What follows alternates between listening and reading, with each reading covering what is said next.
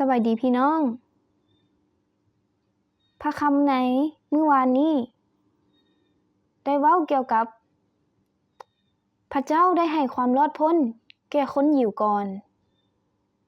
แล้วจึงคนต่างชาติและในมื้อนี้เฮาจะมาฟังเรื่องของผู้หญิงต่างชาติคนหนึ่งอยู่ในพระคำมัทธิวบทที่15ข้อที่21หาข้อที่28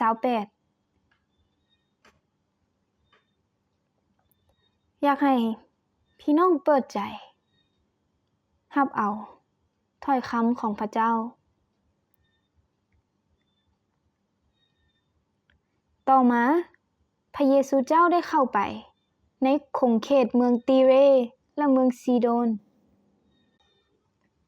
มีหญิงชาวกานาอานคนหนึ่ง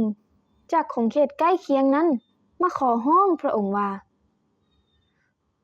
องค์พระผู้เป็นเจ้าบุตรของดาวิดเอ๋ย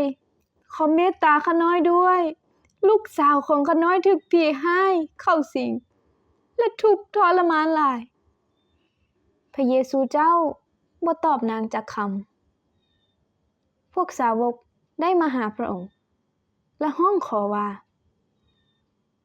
บอกนางหนีไปซะเพราะนางร้องตามเฮามาพระองค์ตอบว่าเฮาถูกใช้มาหาแกะที่เสียไปของอิสราเอลเท่านั้นหญิงนั้นมาคุกเข่าต่อหน้าพระองค์แล้วว่าองค์พระผู้เป็นเจ้าเอ๋ยช่วยข้าน้อยด้วยพระองค์ตอบว่าบ่เป็นการสมควรที่จะเอาอาหารของลูกโยนให้มานางตอบว่าแม่นแล้วพระองค์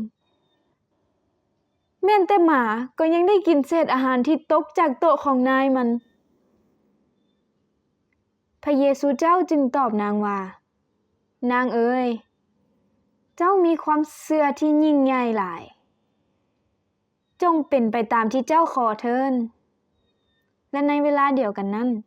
ลูกสาวของนางก็หายดี